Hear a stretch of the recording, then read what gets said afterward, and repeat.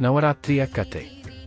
ಬಹಳ ಕಾಲದ ಹಿಂದೆ ಮಹಿಷಾಸುರ ಎಂಬ ಅಸುರನು ಭೂಮಂಡಲದಲ್ಲಿ ಅನ್ಯಾಯ ಮಾಡುತ್ತಾ ದೇವತೆಗಳನ್ನು ಕಾಡತೊಡಗಿದನು. ಅವನು ಶಿವ, ವಿಷ್ಣು, ಬ್ರಹ್ಮರಿಂದ ಪಡೆದ ವರದ ಬಲದಿಂದ ಅವನನ್ನು ಯಾರೂ ಸೋಲಿಸಲಾಗಲಿಲ್ಲ. ದೇವತೆಗಳು ಅವನ ದೌರ್ಜನ್ಯದಿಂದ ಬೇಸತ್ತು ಎಲ್ಲಾ ದೇವರ ಶಕ್ತಿಯನ್ನು ಒಂದೇ ರೂಪದಲ್ಲಿ ಸೇರಿಸಿ ದೇವಿ ದುರ್ಗೆಯ ರೂಪವನ್ನು ಸೃಷ್ಟಿಸಿದರು. ಅವಳಿಗೆ ಅಸಾಧಾರಣ ಶಕ್ತಿ, ಅಸ್ತ್ರಶಸ್ತ್ರಗಳನ್ನು ನೀಡಿ ಮಹಿಷಾಸುರನನ್ನು ನಾಶಮಾಡು ಎಂದು ಪ್ರಾರ್ಥಿಸಿದರು.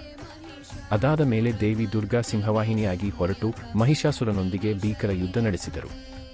9 ದಿನಗಳು ಉಗ್ರ ಸಮರ ನಡೆಯಿತು. ಪ್ರತಿದಿನ ದೇವಿ ವಿವಿಧ ರೂಪಗಳಲ್ಲಿ ಶೈಲಪುತ್ರಿ, ಬ್ರಹ್ಮಚಾರಿಣಿ, ಚಂದ್ರಗಂಟೆ, ಕುಷ್ಮಾಂಡ, ಸ್ಕಂದಮಾತೆ, ಕಾತ್ಯಾಯಿನಿ, ಕಾಲರಾತ್ರಿ, ಮಹಾಗೌರಿ, ಸಿದ್ಧಿದಾತ್ರಿ ರೂಪಗಳಲ್ಲಿ ಮಹಿಷಾಸುರನೊಂದಿಗೆ ಹೋರಾಡಿದರು. ಅಂತಿಮವಾಗಿ ದಶಮಿಯಂದು, ವಿಜಯದಶಮಿ, ದೇವಿ ಮಹಿಷಾಸುರನನ್ನು ಕೊಂದು ಧರ್ಮವನ್ನು ಕಾಪಾಡಿದರು. ಅದರಿಂದಲೇ ಈ ದಿನವನ್ನು ವಿಜಯದಶಮಿ ಅಥವಾ ದಸರಾ ಎಂದು ಆಚರಿಸಲಾಗುತ್ತದೆ.